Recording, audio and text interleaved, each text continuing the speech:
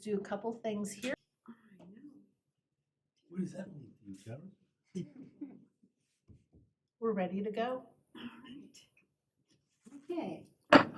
Let me welcome you to the Planning Commission January 23rd meeting and work session. I call this meeting to order at 6:05. 6:05. Okay. As is our practice, we'll begin our meeting with the Pledge of Allegiance. Flag, please. I pledge allegiance to the flag of the United States of America and to the republic for which it stands, one nation, under God, indivisible, with liberty and justice for all. Thank you. Staff, will you take the roll for the Planning Commission? Yes, Chair Anderson, Here. Commissioner Hoffmans, Commissioner Pond, Here. Commissioner Sigmund here, Commissioner Semadalis, Commissioner Smith, and who is that seventh one? Brody? Thank you, Commissioner Brody are absent. So three, let the record show that 3 commissioners are absent, 4 are in attendance. Okay. So with that, is there anyone on Zoom? No, and in fact, Chair Anderson and members of the Planning Commission, the town has decided that there will be no more Zoom options.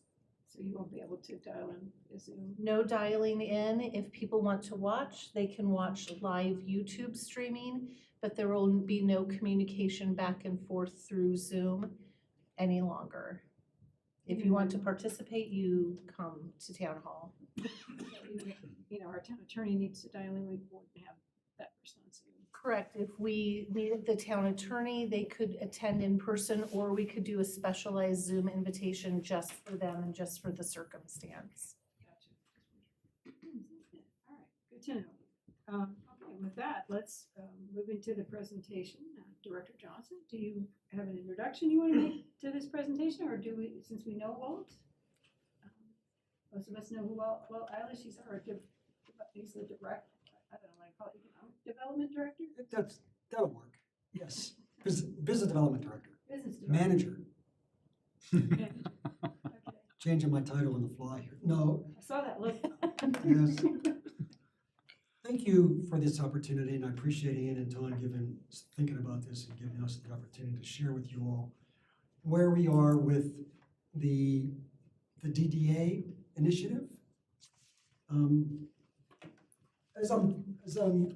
think some of you may have seen these. I just want to please take one. And this I don't mean for you all to look for. This is just I'll talk about that survey. I only have 3 copies. I'm sorry. Just Can share one? so I'm going to give you. And some of you may not be all that familiar with the DDA. So I'm going to quickly go through what a DDA is, can be, and how a lot of communities use it as a tool to enhance their downtown. We looked at that, we've been looking at this for about 1.5 years now. And I'll give you, as I go through this, an update as to where we are and why the decision was made to not proceed with the creation of a DDA. So, perfect. So a Downtown Development Authority, for those, is a quasi-public entity. It operates similar to you all, Planning Commission or Board of Trustees. It's created by the businesses themselves, property owners and businesses, within a designated boundary that would be the DDA zone. They in turn are, well, to be on the board, you're appointed by the Berthoud Board of Trustees. So they would apply just like any of our other committees. They would submit their names, be some background due diligence checks, interviews with them, and then the trustees would decide who is going to serve on the DDA board. So that's one oversight the Berthoud Board of Trustees has. The other oversight that trustees have is they approve their annual budget. The DDA board would submit their budget to the town board to birth it, during our budgetary process. And as through that budget approval process that our board, that the trustees do, that would be included. And so their budget is approved by the board. So that's the two oversights that any governing body has. They appoint the board of directors and they approve the annual budget. The other thing about a DDA that was appealing to us, and one of the reasons why Chris Kirk and myself felt this was a good time to consider for the businesses and the property owners and the town to consider developing or approving a DDA for our downtown. There's a designated source of funding that's unlike a Main Street program, unlike a bid, somewhat unlike a URA, which I'll talk about these in a minute or two. The designated funding source that goes to the DDA and not to the town's general fund comes from the property tax increment that's created within the district boundary. And I'll show you a map, but just a real quick example. West Side Crossing, out of 287 and 56. Right now, it's vacant. And so the property tax on that property, I'll just make something up, is $100, $100. Some company, retailer comes in, selects that site, puts up a brand new building on one of the lots, and their property tax goes from $100 to $200. That increment of $100 would go to the DDA and not to the town board, the town's general fund. And that is how primarily a DDA is funded. It's through that increment. And as you can imagine, the more green space you have or greenfield opportunities within a DDA boundary, the more opportunity there is for a nice tax increment that goes to the DDA for initially 30 years. So you can imagine, just take another example. I mean, don't hold me, I'm just using these as examples. Say we had a big box store that wanted to locate it in the commercial part of Legacy Park. This whole area would have been in the DDA. So if you could imagine a big box that everybody would like and you'd approve and all of that kind of thing, locates there, well, that property tax, and before it was got to say it's $100, that could go to $1,000. So that increment would go to the DDA, not just that 1 year, at 30 years. So that was one of the primary reasons why we thought at this particular point in time, a DDA was a good strategic initiative for Berthoud for the purpose of focusing and enhancing our downtown. That's what a DDA is for. It's a designated area primarily within the community's downtown,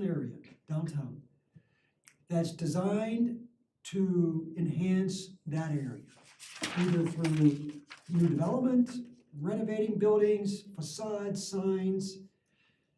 You know, it would be up to the DDA board to set the policies and procedures and what they would fund and what they would not fund.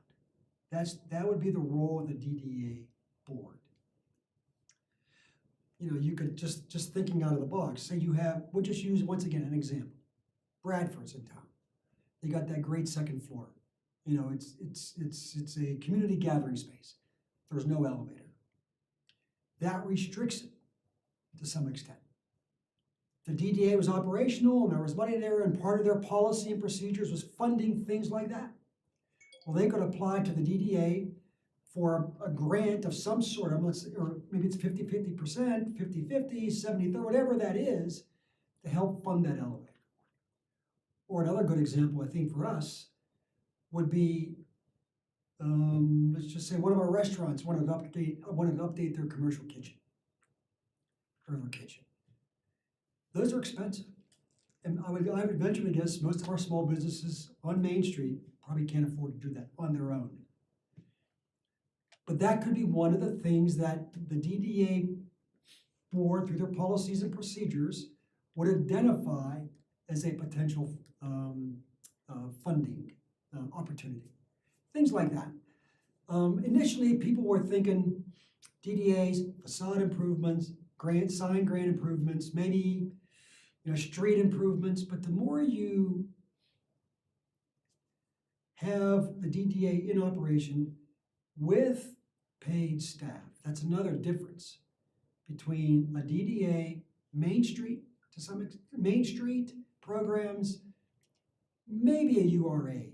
A DDA has the money to hire staff.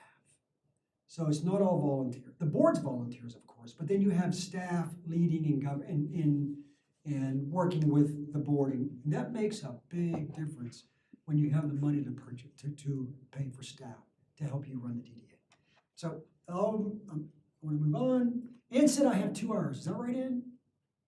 Oh, okay. Okay, just checking. Just checking. We're not alone in these DDAs. I mean, they're all over Colorado. Just around us, Windsor, Loveland, Fort Collins, Longmont to the south. Eaton just created one. Severance might be looking at one. Greeley has a DDA. They're all over the state, and they're growing, increasing almost by the year, because I think a lot of the communities now are seeing this economic development tool as an opportunity to enhance their downtowns. When we started this process a year and a half ago, there was 19 or 20 in Colorado. Now it's 26 and growing. I mentioned this briefly as I was just a few minutes ago. The differences between a DDA, URA. A URA is an urban renewal authority, and a Main Street. You can see some of the differences. The DDA has that tax increment going to fund the activities within the designated district boundary. The URA is somewhat similar, except the URA legally is supposed to focus on those properties that are difficult to develop. Could be a brownfield site, may not have utilities. Ann and I are talking about, and Todd are talking about sites in Berthoud that probably would qualify as URA sites. And Ann has, I think you were successful in applying for are we still at the brownfield grant? We've applied, we've not received word either yes or no yet. Okay. That would be a good first step in the town deciding whether a URA is a good tool to develop, just once again, for example only, the former Sunoco building that we're looking to purchase. We have it under contract, we're looking to purchase it, to redevelop that site. Or maybe the old town hall site. We've been looking to try to redevelop that site since 2018. They all have limitations. One thing that's common between the URA and the DDA is that tax increment. In the URA's case, that tax increment is used to fund infrastructure improvements on that piece of property. So it's property specific. The other difference, and this could be, depending on who you talk to, considerable or insignificant, is the URA is the board of the governing body for a URA is the town board. And I think so it would be the Berthoud Board of Trustees. I think legally also they have to include a representative from the school district and I think another entity. But basically it's the Berthoud Board of Trustees. That can be appealing to some communities and for some initiatives. Because they meet monthly. If they agree to create a URA, they know that they're going to be the governing body, and there's monthly reports and all that, so it makes it a little easier. Membership and all of that. So the primary difference between the two is one, the DDA focuses on the downtown corridor, which is, and I'll show you a map, is identified by the DDA, but that corridor, that map, is approved once again by the Board of Trustees. So you just can't make something up. And it has to be continuous. So you can't say from 3rd Street to 5th Street, DDA, and then we'll jump to 8th Street out to 287. It's gotta be continuous. Whereas a URA, it's property specific. So you could have the Sunoco building, you could have the Old Town Hall, you could go out to I-25 and designate one of those properties. I mean, so it's property specific. And Ann and I have talked about URAs. We've had these discussions 3 or 4 or 5 months ago, thinking if the DDA doesn't move forward, then we might have an opportunity to create a URA for a number of sites in Berkeley. And Walt, the Yes. DDA needs to be business owner motivated versus Yes. the URA is town motivated. Correct, that's a good point. The town cannot create the DDA. We initiated the process a year and a half ago, thinking it was a good idea. We still believe it is. But ultimately, it's the vote, the businesses and property owners within the designated boundary vote whether to create the DDA. They vote whether to potentially tax themselves 1 to 5 mils to pay for operations. And then they also vote, it's a Tabor vote, to go into debt. With that money that's coming in through the tax increment, say there's a, I don't know, $2.5 million project that they want to help initiate. Well, they may not have $2.5 million in the bank to pay for that, but we would estimate how much money is coming into the DDA annually, so you could borrow against that increment. And communities do that. Do you mean like issue a bond? Yes, yes, yep. Mm-hmm. And that would be the DDA Board of Directors. So that's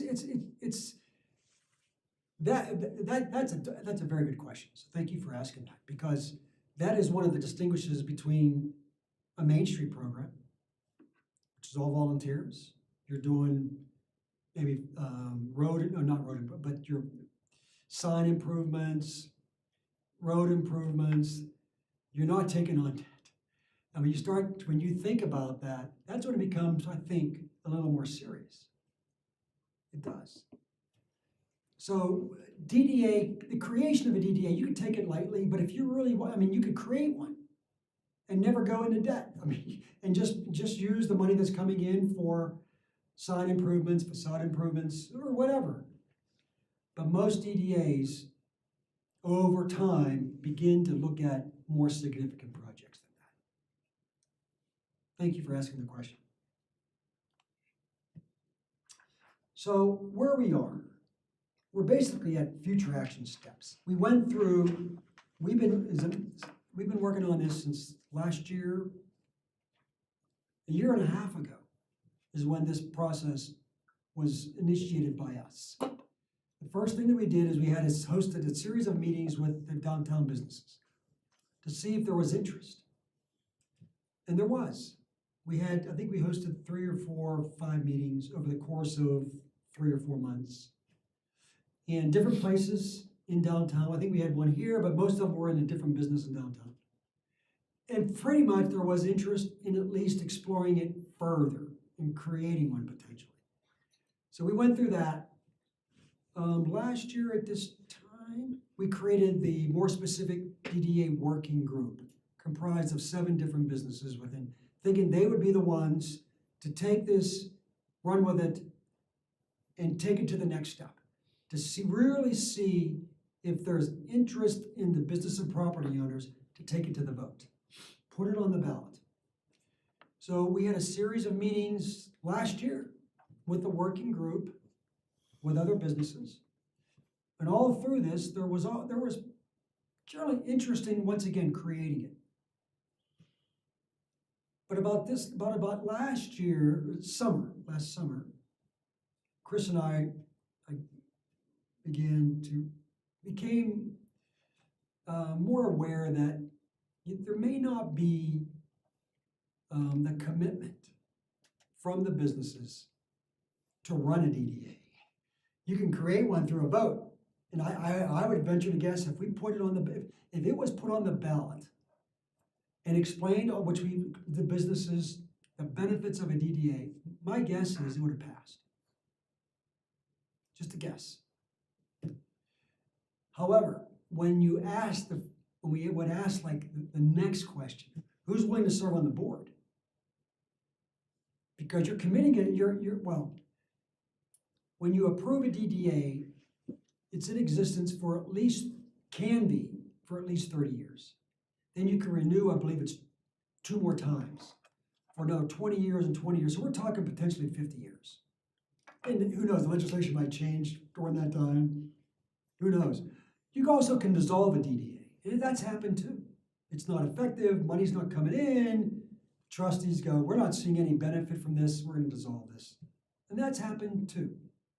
Not too often, but that's happened.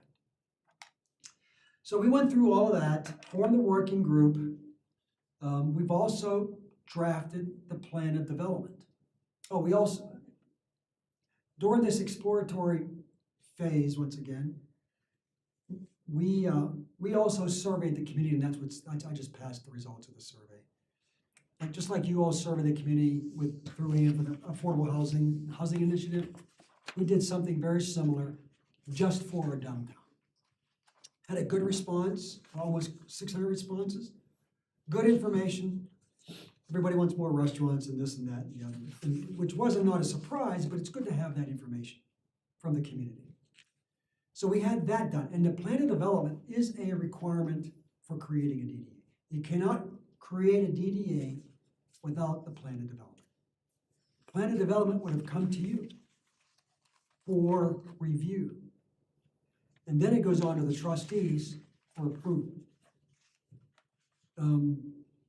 We hired Ayers Associates this past fall to draft our plan of development, thinking that this was going to go on the ballot this spring. And so we wanted to have one drafted. Not approved, because it can't be approved until after the DDA is created. But we wanted to have one drafted in the event to use it as a marketing tool to show everybody, the business community and the property owners, what kind of projects the DDA was going to be active in. The plan of development doesn't specify project A, B, C, D, E. It's not that specific, and you don't want it that specific, because it's hard to amend a plan of development legally. So it's more general in nature, but having it more general in nature, you then have the opportunity to expand from that and do specific projects. And so we engaged Ayers Associates, who've been working with a number of our communities on DDAs and all of that. We had some more interviews with businesses, some of them with you. That DDA has been drafted, plan of development has been drafted. They're finalizing it right now. It should be done 2 weeks. We wanted to do that after we discovered that there wasn't going to be an interest moving forward, because that plan of development includes information from the community through the surveys, through the interviews, one-on-one interviews. So we see that being a plan for our downtown moving forward. And so Chris and I thought, let's just finish it. Let's get it done, and which we are in the process of doing. Also, next year, there might be a groundswell of support for a DDA from the property owners and the businesses in the town, and say, let's move forward, let's do this. Well, we already have a plan of development ready to go. So, and that still could happen. This doesn't mean it's done, finished, over. At this point in time, they felt there's not enough support to administer it over a long period of time. that could change next year. So we're open to that. Oh, I'm sorry, any questions? I've been doing a lot of talking. Any questions? Yes, please. How different is a DDA from a metro district? Structurally, the way they're organized. I can't, it's similar in that, I mean, the money from the metro district stays within the metro district. It's governed by a board of directors, much like a DDA. Ann might know better than I, other than, I mean, that's probably as good as I can do between the metro district and DDA. The DDA, it's the property tax increment, legally goes to the DDA. Property and sales tax, correct? Sales tax at the option of the town. Okay. We talked about the sales tax, Chris and I, and sometimes, in some communities, they will use the increment of the sales tax to help fund the startup phase of a DDA.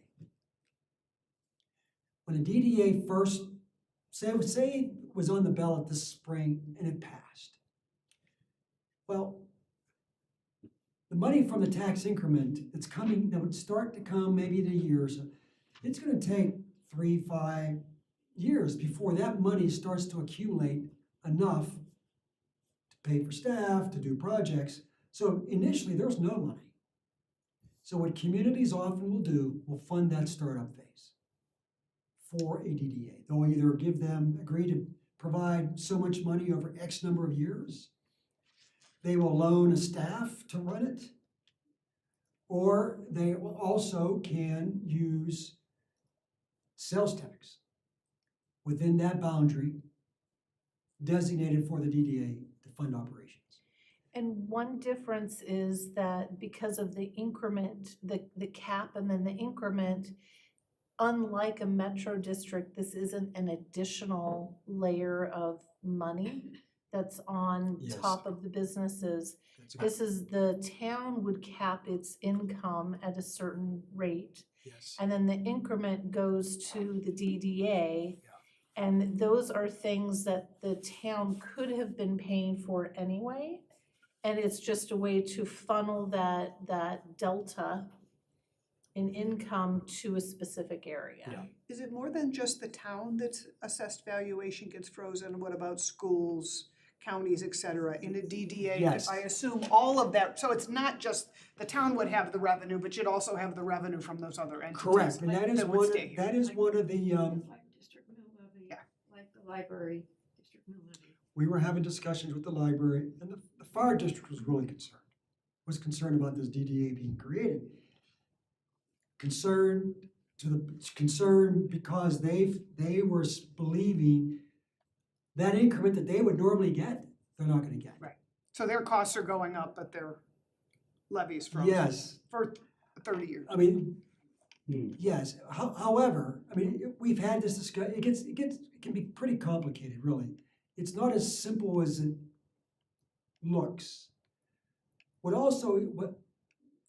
a DDA when a plan of development is approved, after the DDA is created, plan of development, they go through the process, you review it, trustees approve it, DDA board approves it, so the plan of development is approved. It goes to DOLA and the county assessor. That starts the DDA. Once it's started, the county assessor sets the property tax base of whatever they're getting at that particular point in time from all those businesses and property owners within that designated boundary. Say, for example, it was created now and the county assessor determined that $1 million is being generated from the businesses in property or businesses in that boundary. That is the base. That base doesn't stay stagnant.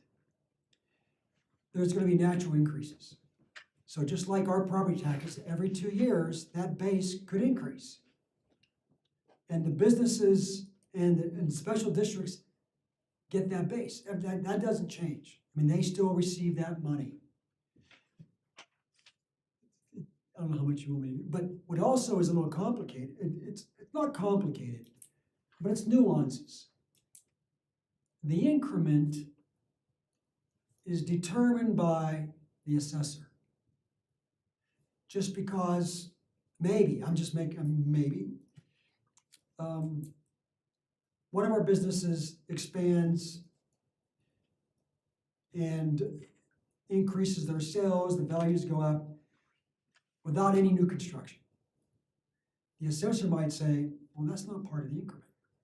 You guys didn't do anything for them, they just, whatever they did.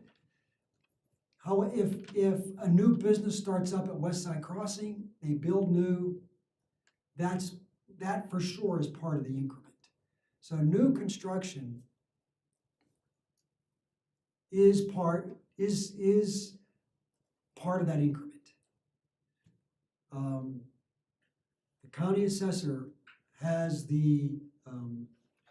determines what truly is part of that increment that goes to the DDA, or how much of that increment goes to the DDA. That's why it gets a little confusing unless you, but so it's not automatic that X amount goes to the DDA. The county assessor determines how much of that increment goes to the DDA.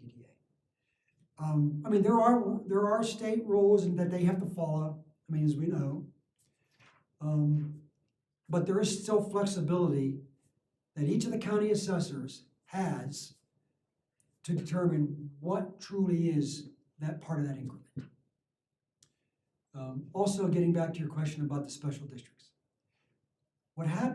Generally what happens within the DDA, negotiations take place with the fire district, with the library district, whatever other district, and not just in Berthoud. And so, just as an example, say, we'll just go back, what's Legacy Park? That's on your table. Say a new business is gonna build new and open a Legacy Park.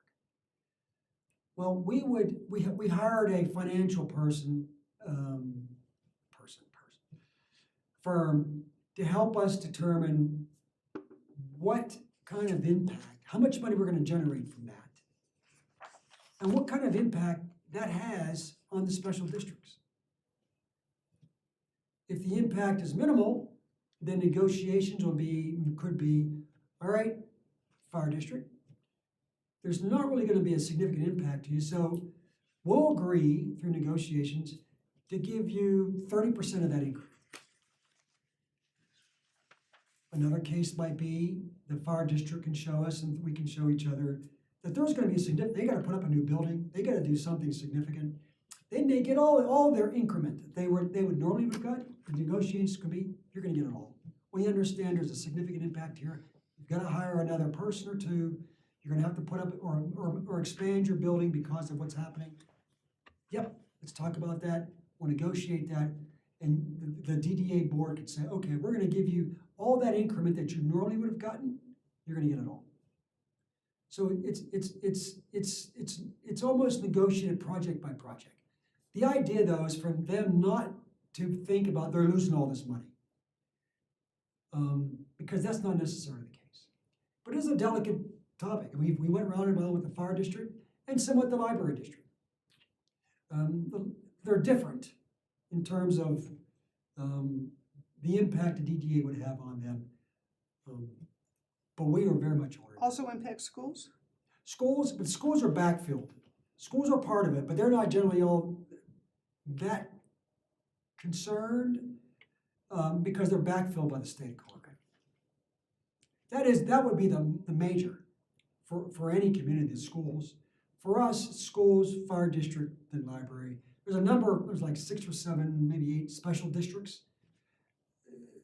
The amount of money they receive decreases from the schools, fire district, library, then it drops.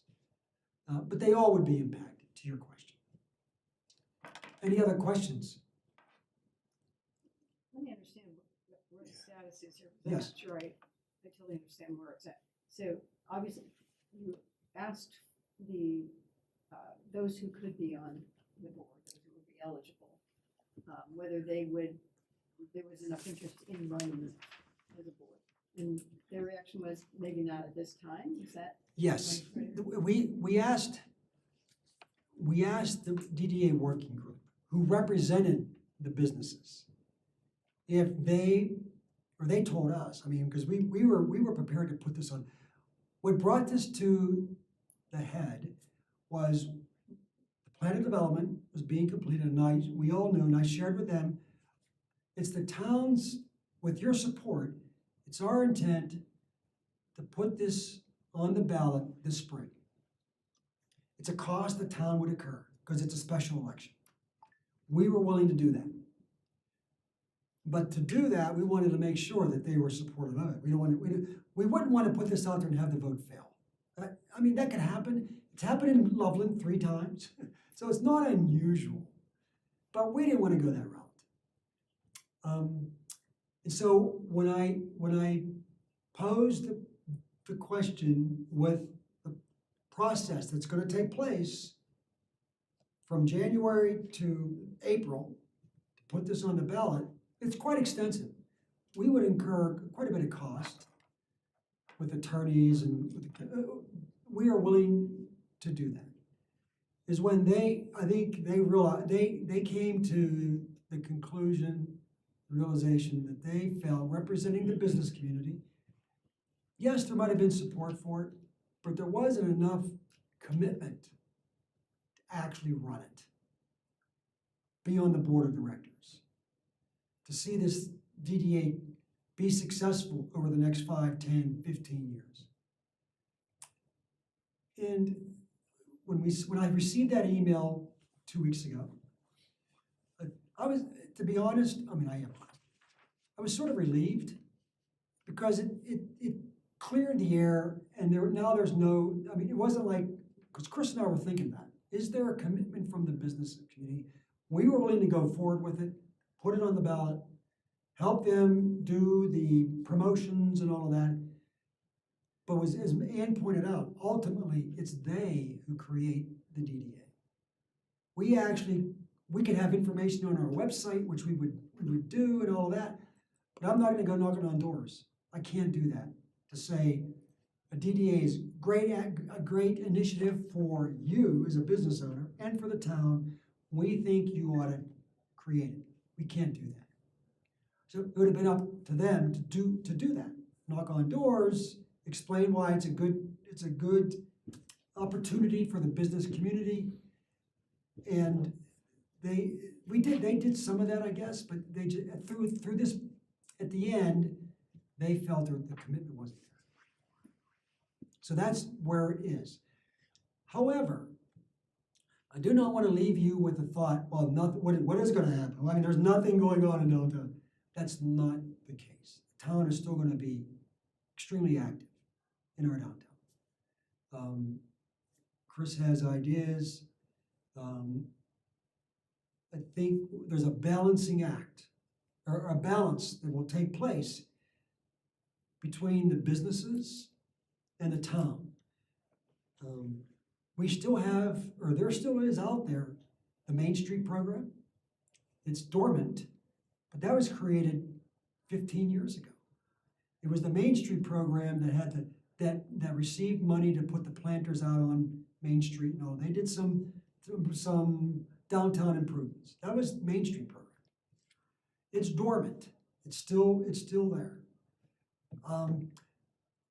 During this process, 16 businesses in Berthoud got together and created the Downtown Berthoud Business Collaborative.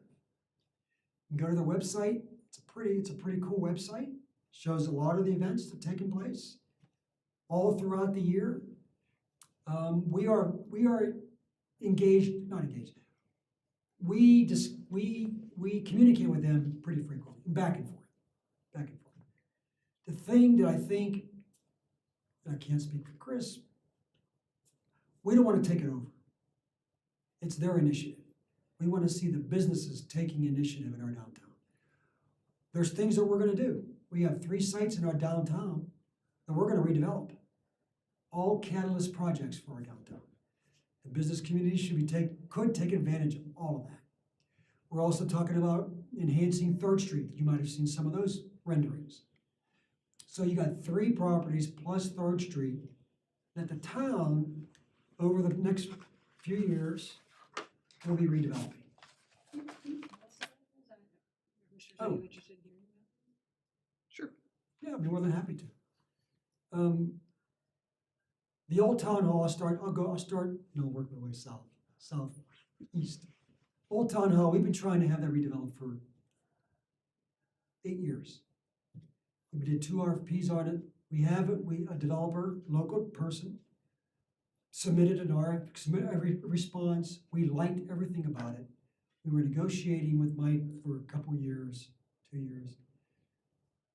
Different aspects of his response, but it got down to financing. And his bank balked at some of our stipulations because there was incentives we were putting into that project.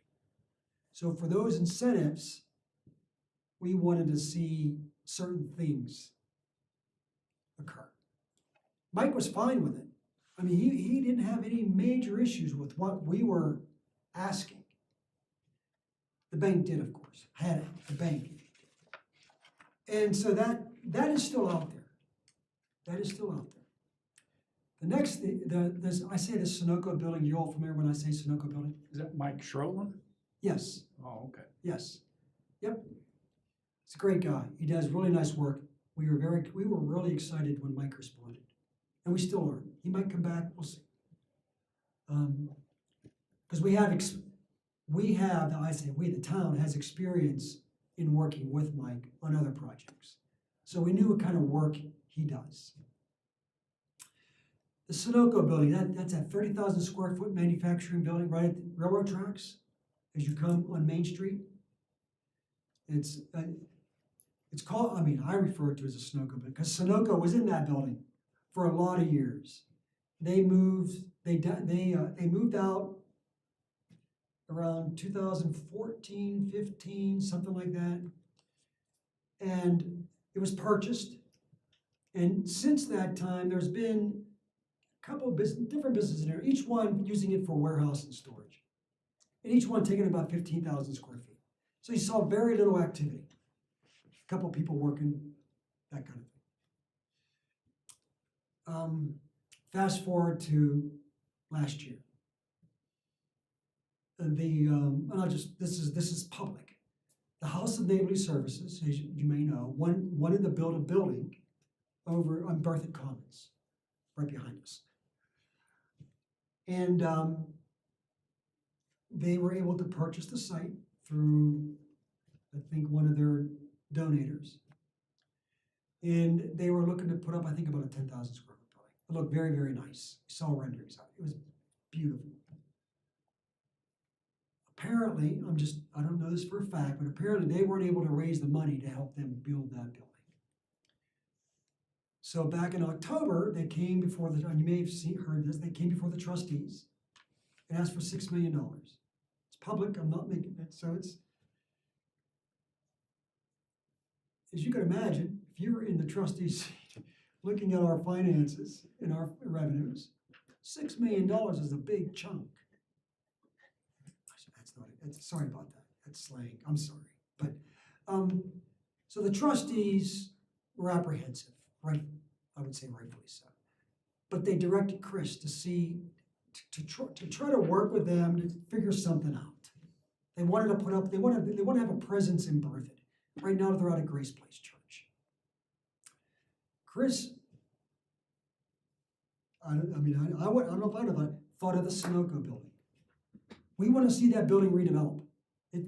Having it be a warehouse building for manufacturing, it's not the highest and best use for that facility on our Main Street. So Chris thought if we can work with them to allow them to provide them with the opportunity to take about 15,000 square feet is what they need on the north end of that building.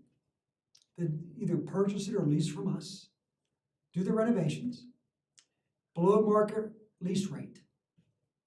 We would in turn redevelop that south end. And there's renderings out there, we worked with Asher Architects on that. Their renderings, it looks really cool. It doesn't mean, we don't want people to think that's what it's gonna look like.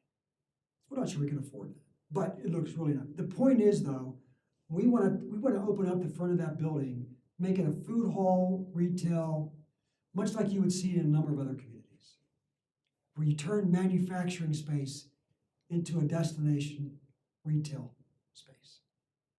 So that's the next project. And we're in the process. We made an offer. It was accepted. We're doing our due diligence. If all goes well, we're scheduled to close April 29th. So and the board has instructed Chris to buy the building. So whether H&S goes in there or not, we're gonna own that building.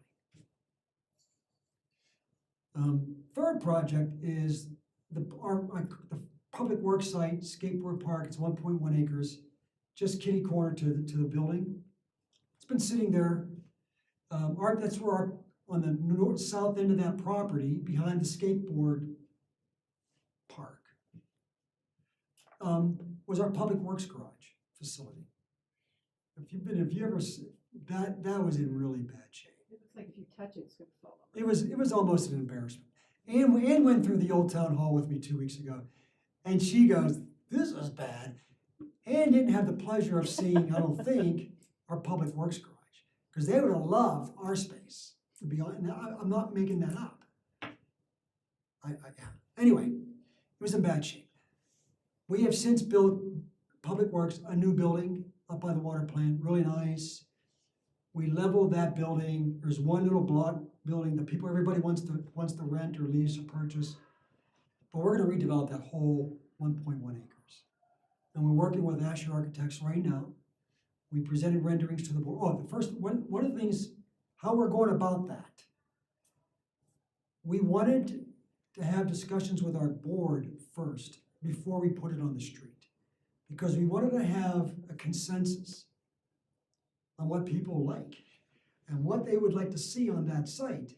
Because we could put it on the street, an RFP, RFQ, have a developer present, we think it's cool, we think it's really good, present it to the board, and they go, I don't like this. This is not what we had in mind. To avoid that situation, we brought in Asher Architects, met with our board a couple times, came to an agreement, consensus. And the kind of things they're looking would be really cool on that site. During that process, I don't remember if we approached the library or the library approached us. You approached the library because I was there. Okay, yes, thank you very much. Well, the library has been wanting to build a new building for a number of years. Back in 2020, I think, or whenever it was, you looked at a number of different sites. That was one of the sites that you considered. So we approached Amy again, or you approached us, or wherever it went, and you felt this could potentially work. And so the rendering that we showed the board included a new library on the south end of that site. About 15,000 square feet, 2-story, whatever. I mean, it's cool to see these renderings, but we don't want to have people see those and go, that's what it's gonna be. These are ideas. You know, if we move forward with the library, we'd have a lot of discussions with the library for them to tell us and Asher Architects what they need and what they're looking for in a building. Needless to say, right now, it looks really cool. and the buildings around it. So the library would be an anchor tenant on the south end. Open space, they could do programs outside, maybe a coffee shop, another small retail ice cream store, all in that area to make it a destination for the library. The north end of that property could be more open space, plus more retail and office around the corner, around the ends, and maybe even residential on the third floor. We're working through all of those discussions. But that's the third site that we're looking at. And those are all on the table right now. The Sunoco building, if something comes up unforeseen, we will own that building come May. We're working with moving ahead on the public works site. And then finally, the old town hall site. Just curious as you're looking at these, and by the way, all exciting to hear about, so Yeah, thank thank you you. for taking a few minutes to do that. Can the village do a TIF without a DDA in Yes. Colorado? Okay, Yes, Well, if I understand it well, it's a way to motivate the people to improve the downtown area, okay? yes, But in a way, you oblige them because they're gonna be paying taxes or whatever you call it.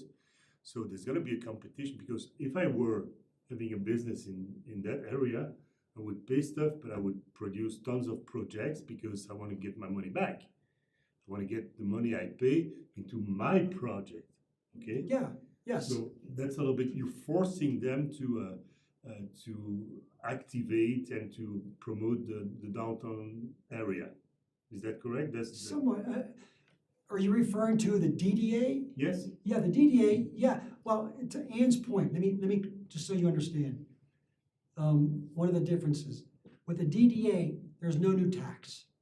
Unless you agree to tax yourself 1 to 5 mils for the operation.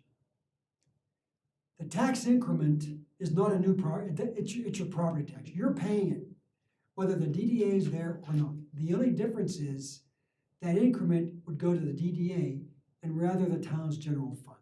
That's the So only there's difference. no difference in the taxes that people are going to pay? None.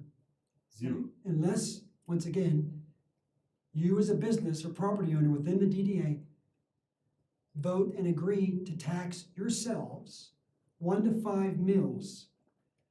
That money can be used for administration, hiring people, or whatever. The increment, technically, is to be used for projects. right, and that's based on like the equalized assessed value, right? So there's growth or change in the Yes. value of that Yes. land or that Yes. development goes up. Yes. So you are getting taxes, but that's that difference between the base and the growth, correct? Yes, yes. With the DDA, with the tax increment, you can use some of that money for administration for specific projects. Say you're gonna redevelop, I don't know, say you're gonna put in new sidewalks. You can do that with a DDA. I mean, you can say, in town, what you're doing is okay, but we want we want these kinds of sidewalks. You agree to do that, and you hire somebody to help you through that process. Well, you can use that increment to pay them. Yeah, but a new sidewalk is not an individual project, it's a town project. That's where, it would be a DDA project. A DDA could do that, irrespective of the town. Yeah, a DDA could take that on and say, we might, I mean, I'm just making this up now. A town might say, these sidewalks are fine. Or we're willing to do this. The DDA might say, well, that's not what we want. We want sidewalks, what's the nicest sidewalk? I don't know. We want sidewalks that look like this. And we're willing to pay for that. They could do that. They could So do the that. DDA will have its own board, Yes, made by by people being inside the DDA area. yes. So it Yes. cannot be me because I'm not in the Correct. DDA. Yeah, I you would don't have want no to, vote. but, yeah, okay. You would have no vote. Yeah, So the okay. business, that's why, the businesses are only governing themselves. Yeah, okay. Yeah, I kind of understand. So I have a question. So, there's lots, you present a lot of advantages. When people are against the DDA, what do they say? That's a tricky question. There is some, we've had a few. A couple there has been some that would say, you're gonna use a DDA, I mean, the money's gonna be used to bring in competitors for me. And I don't want competition. That was real, that happened within our discussions. One of the businesses said, why would I want a DDA? We will use the DDA to bring in more of these. And all that is competition for me, and I may go out of business. Well, you What else? might. Yeah.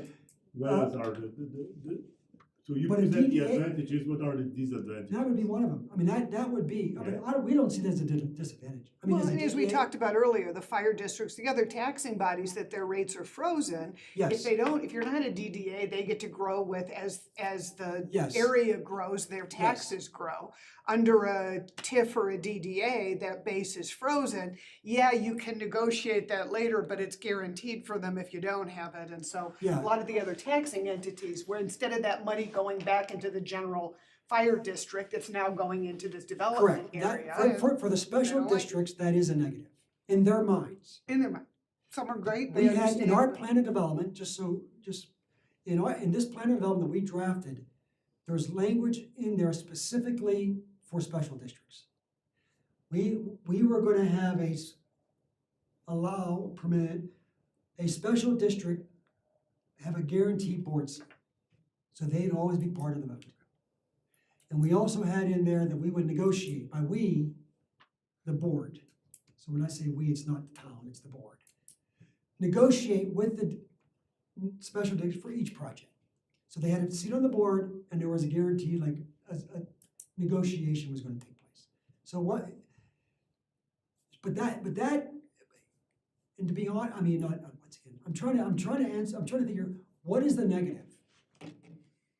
There really, we didn't see outside of these two, business saying, you're bringing in competition. I may be out of business. You bring in another restaurant, you bring in another store that does X, that's directly a competitor with me.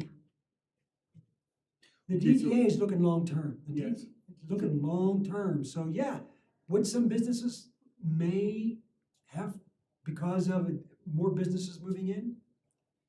So who's gonna decide if we're gonna have a DDA or not? Is it the whole population or No. people living in? There's the about area? there's about 220 business and property owners that would have voted, Okay, and that's it. okay. Yeah. But they they've would- decided at this point, they don't wanna move forward. They don't Correct. want the village to move forward with putting it to vote, Let me, correct? let me just show you this. So this is the talk about tax increment, but this is what I want to go to. And That Madam is Chair, the district boundary Yeah. that we identified. Yeah, we had seen that before, Yes. yes. Okay. Okay. if I could quickly just interrupt. Yeah. I know that we did say that we would have the Board of Adjustment at Oh, 7. I'm sorry. No, it's okay, there is no one here. So eventually you do have to open that up and then close it. Right. I don't know if we want to take a break from this conversation and quickly do that so that we stay on that schedule. And then Walt, if you're able to, and will take all of 2 minutes probably. If you're able to stay a little bit longer, I think that there is If there are more interest and questions. questions. Or we can continue letting Walt speak because there is no one here for the Yeah. I didn't feel- meeting. Yeah, it's what you want to do. Would we have to reopen the plan commission meeting if we open the board of adjustments Yeah, and close it? Then we yeah. have to reopen the plan commission Yeah. meeting. Yeah. So to me, it just makes sense as long Yeah. as he's willing to keep Yeah. working with us. Sounds But good. these I are all- just did want And to. just to be respectful of Walt's time, were you planning to be here an hour? Cause I mean, I Yeah, know no, I'm we've gone into fine. a lot of nuances. I'm upstairs anyway, so Okay, I was gonna this say, is all if the fine. DDA is now moving forward, then we're Yeah. getting into nuances that maybe it doesn't So, I matter mean, at this to point. get back, I don't mean to overstep, but we really could not, had a difficult time seeing a negative. It's not a new tax. It's money that's being specifically designated for our downtown, administered by the businesses and property owners that are in this district. You know, the town board could have said, you know what, why would we do that? We're giving up all this money. But there is a consensus, I think, among whether it's your housing survey, our downtown survey, the port survey, most of the residents in Berthoud would like to see our downtown enhanced. They like it the way it is, they like the quaintness of it, but it can't stay like that. It can't stay stagnant for the next 10, 15 years. The buildings we think are historic will be old. So there is that interest. I'm sorry, go ahead. Yeah, well, I think I better understand now that it's gonna be something driven by itself, I would say. Yes, Yes, So yes. the people having something in that area, if they vote to go for that, there must be a majority, a Yes. simple majority, Yep, okay? yep. And then they're gonna create their board of members of the board, whatever.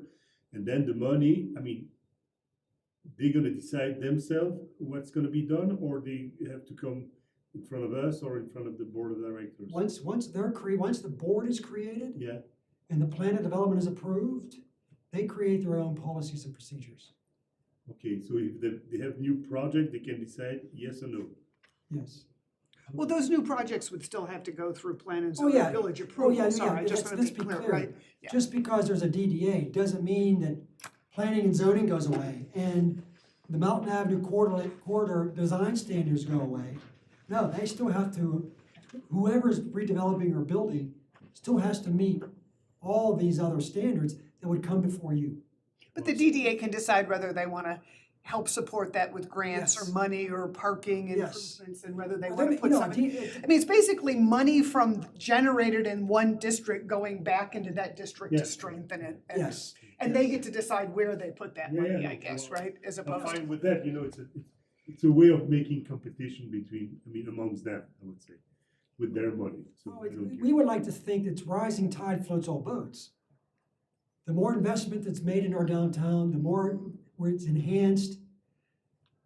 All the businesses in that district has the opportunity to benefit. It's a No, ma- absolutely. I It's a mean, matter of whether they want to take advantage of that. clearly, if everybody, I mean, if everyone in the zone plays the game, it's gonna be beneficial for them.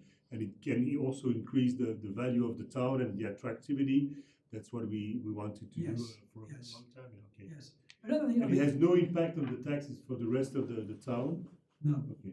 no, Well, and I no. think- And while I see the value, that I think to a certain extent, we're starting to do some of it ourselves as a. town, Yes, like you said, yes, recorded. yes, So the question is, how would that progression still yes. occur?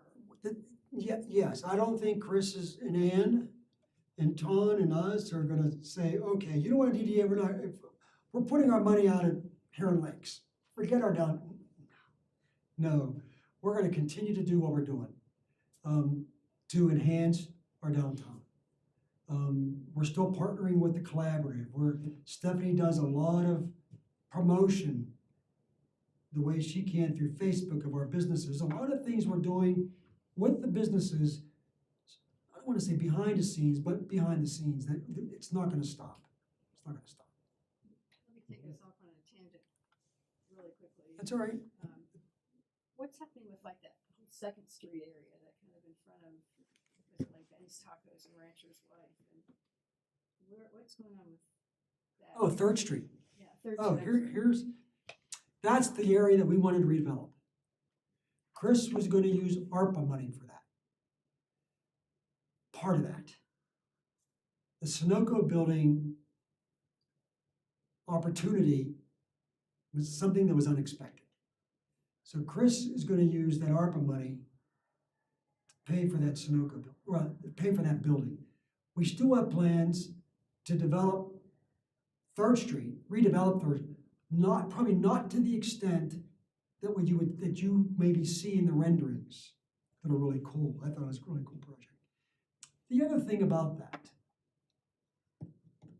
if the town is going to invest that kind of money to beautify an area, we want to feel that there's support for that investment. In that area, there was most of the businesses were very supportive. There were some who were concerned about parking, customers, clients, and we're not too happy. Not to say we're not gonna do that. I mean, but there is still plans to enhance that Third. Well, I think what we're looking at doing is on the east side of Third Street as you're going north, to perk up that park area up in front of the Lions Club, in front of Rancher's Wife, and then around the corner. So That will still happen. I think so. I think so. Is there a timeline for any of it? I'm just wondering. Well, we had, for that project, the cost increased more than, like everything is. But I think Chris had plans to start on that project this year. Now with the Sunoco in the works now, in process, for that purchasing of that building, I'm not sure where that is at this point, to be honest with you. Ann might have a better idea than I don't know. So, but that's, yeah, the Sunoco building was much like this building. I don't, for those of you, this building fell in our lap when we were in the old town hall. We all, I can't say that we weren't thinking about this, but when the bank approached us, because they wanted to downsize, it was such a good deal that at that time, the town administrator and the board felt that we should take advantage of that opportunity. That's why we're here. I think it's something very similar with that building. Yeah, I mean, it's really cool that you have that opportunity. Yes. I'm glad the village is gonna acquire that. Yes. It makes a big difference. We want to make it a destination. Well, I like the fact that we have this anchor with the House of Neighborly too. No, it's not a definite. Not yet, okay, well, I like Even the if idea of that. even if that doesn't work, and I don't know if it is or isn't. So I'm not saying it's not or is. I'm not privy to those confidential discussions. We're still gonna buy the building. And we still have a plan for that north 15,000 square feet. It could be another nonprofit organization, it could be meeting space for a lot of other nonprofit organizations in Berthoud. There's lots of options. In the meantime, there is a tenant in that building that we've met with. We've introduced them to additional alternative space in Berthoud, which they went and looked at.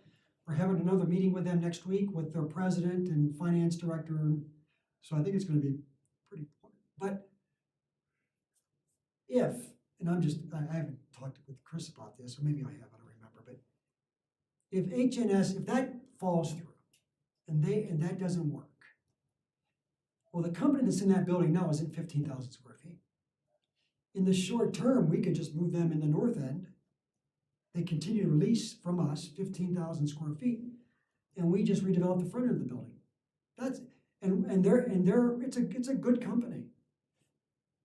They don't employ, there's just like 2 people working in there because they use it for storage and distribution. The main company's in Longmont.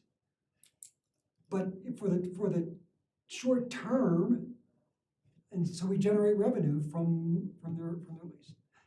That's a possibility, but probably what Ann suggested would be a better way to go. But if that doesn't happen, Let me ask you another question. yeah, please do. And I apologize for making this longer. No. But the question I get asked all the time is, what's happening with Berthoud Drug? Do you all know anything yet about what's happening? The old the building that was there, yeah. Yeah. Yeah, I mean, Ann Tawn receives the building permit. It's been purchased. There's a gentleman who purchased it. He's met with us, and more so Ann and Tawn than me. I don't know if he's applied for a permit yet. No permits. What he shared with us, I know for Ann and Tawn, they go, oh, show me the money. What's that mean? Show me the money. He wants to enhance he wants to take that building, the outside, the facade, back to the way it looked. So he has plans to really enhance the outside of the building. And he has plans to split the inside into 2 separate spaces and maybe an office in the back, but he hasn't presented it. So until Ann and Tom maybe hear this all the time, lots throughout the course of the week, this is what I want to do. Submit your plans and then we'll start talking. So nothing has been submitted yet. Yeah, we do know that they're inside doing some work, however, they've not applied for a building permit, and our building official has been by several times and has not been able to elicit a response from them, so they keep stopping by because, again, they're potentially performing some work that might need a permit. Maybe they're not, we don't know, and there's not been a lot of communication. Such a big space downtown, but It needs a lot of work though. I mean, inside, from what I understand, it needs a lot of work. And what do they want to do? Space for retail to rent, or From what he shared with us, he didn't really a know. restaurant, or He didn't really know, from what he shared with us. I don't know if it lends itself to a restaurant. I mean, there's no kitchen in it, of course. I think a lot of work would have to be done to make it, to turn it into it could. Well, But that would be nice because we don't have that many restaurants. correct, no, we agree 100%. Sorry? Where would you park though? 100%. Park? Yeah. I mean, there's a huge parking there. No, there's no parking, Yeah, none for that building. not for that building. Well, there's street parking. Oh, there's, no, I shouldn't say Street that. parking. Yeah. There's street parking, yeah, Yeah, there's parking in, along the railways. you know, yes, both yes. sides. No, you're right, no, you're right. Yeah, and If you go to the restaurant over there, you can walk, I mean, that's what they do to go to City Star or Oh, that's true. Bradford, you're yeah. absolutely right. Yeah, you're absolutely correct. And we talk about this. If you're, all of us are willing to go to a big box store and walk a long ways just to get in. And once you're in, you're walking along. But if you can't park in front of your local restaurant or your retail, if you have to walk 2 blocks or a block, I mean, then Ann and Ton here, we need more parking. We need a parking garage. We need more parking.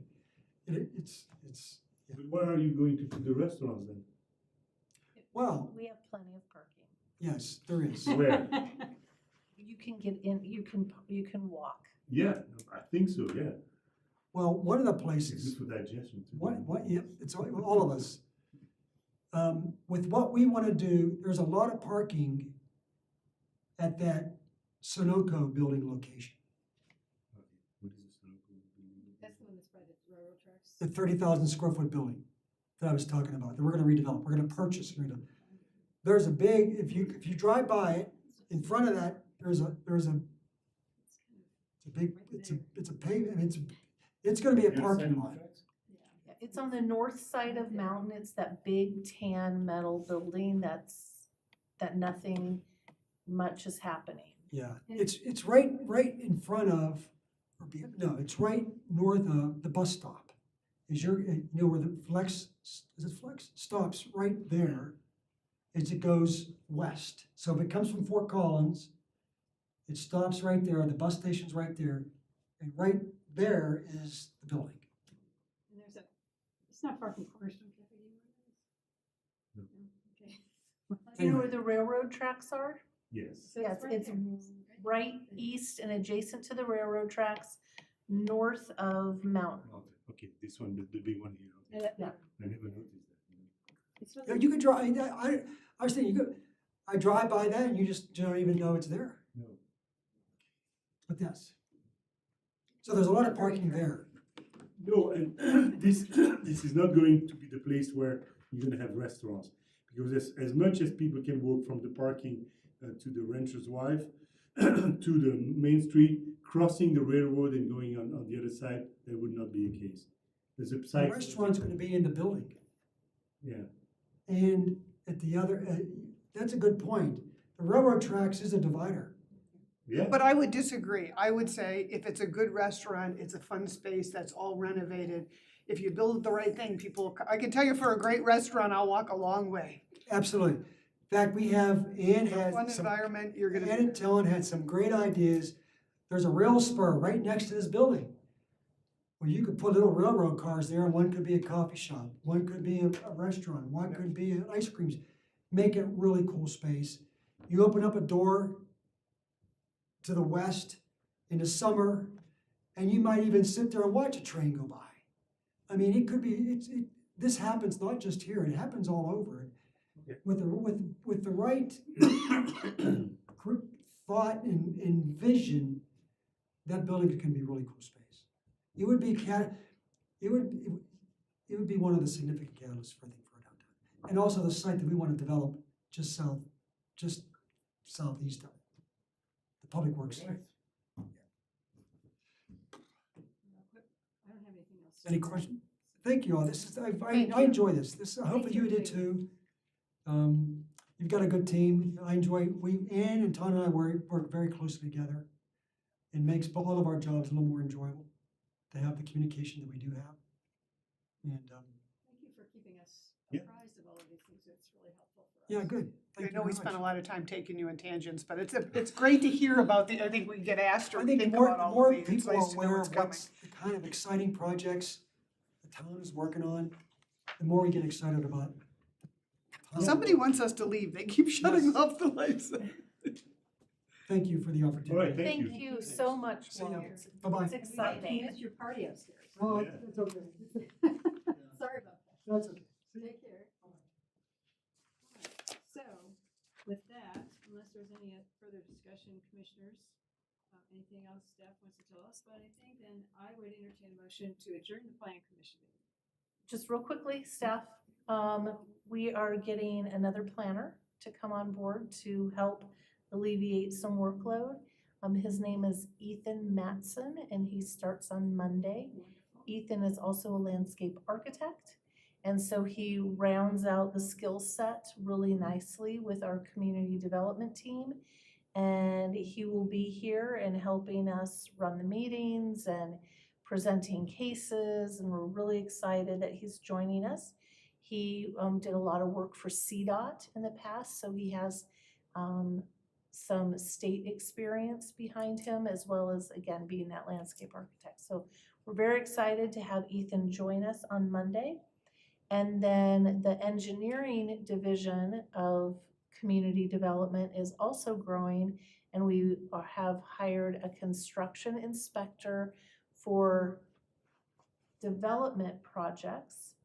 It just happens to be the construction inspector that's currently working for us through Baseline. Mark Spalding is leaving Baseline, is going to come to the town to do the same job, but for the town. Wasn't he here at a previous meeting? That was Luke Seaver. Okay. Yep, and he used to work for Baseline Okay. as well and joined us. Okay. And so now Mark will report to Luke, and Mark also starts on Monday. Don't one of them live in Berthoud? Mark lives in Berthoud. Yeah, and he does. lives in Farmstead, I think, because I see that car over there that says his Baseline Mr. Okay, I know exactly where he lives. Yes, so besides that and the laptops and all of that, we do have a meeting on the 13th for Planning Commission. Ayers will also be here at 7 PM on the 13th, so we'll have the Board of Adjustment at 7, and then Ayers will be here at 6, Board of Adjustment, and Ayers will be here at 7. That meeting could go to 9:30. There's going to be some heft to that meeting. And then on the 27th, if we don't have a land use case in February, we will take you on the tour that we just took the town trustees on. If we do have a land use case, then we can do the tour on March 13th. So we will play around, and we have 3 or 4 land use applications that are very close to being able to come to you. And the tour's all virtual. It will be virtual. So is that something, since I will be out of town, that I can participate in remotely? We could figure that out, yes. I do need to talk to you about February 13th, but we can talk about that after Okay, we're done. sounds good. All right, so anything else before we adjourn? Then I would entertain a motion to adjourn the plan commission meeting for January 23rd. So moved. So moved, seconded? Second, yes. Okay, so Commissioner Sigmund, how do we say your last name? I Yep, apologize. that's correct. She moved for adjournment, and Commissioner Hoffman over here, who likes to time it, he seconded. All in favor, indicate by saying aye. Aye. We are adjourned. Yay. Okay. Anybody need a break before we start again? No, the next one's fast. Yes, it's gonna be a quick one. All right, so now let's open the meeting of the Town of Berthoud Board of Adjustments at 7. All right, 7:24. Thank you. All right. Okay, unless the commissioners, let's at this time, yes, we do need to take the roll. This time, will you please take the roll of the Berthoud Board of Adjustments? Chair Anderson, Present? Commissioner Hoffmans, Here? Commissioner Pond, Here. Commissioner Sigmund, Here. and let the record show that 3 commissioners or Board of Adjustment members are absent, and that would be Board Member Semadalis, Board Member Smith, and Board Member Brody.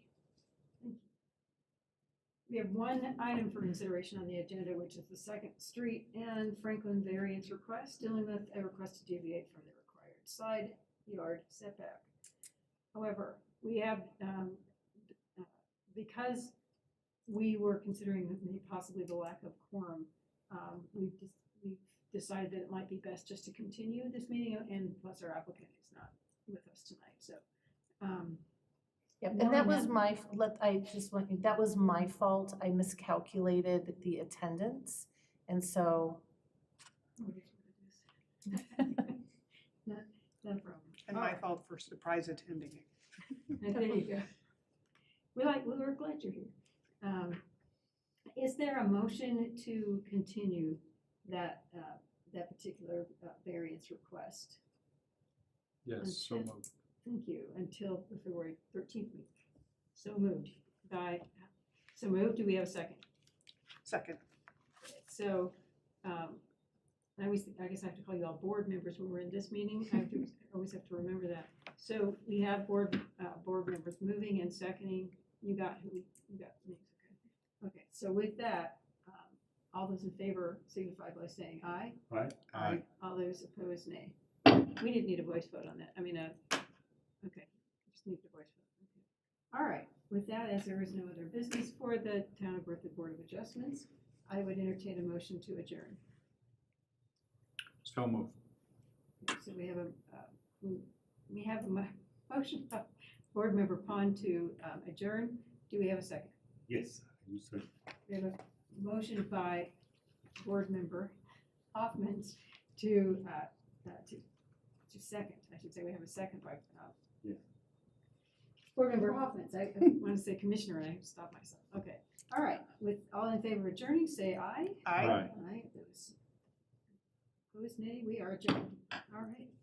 Wonderful. Sorry, I was Okay. tongue-tied there.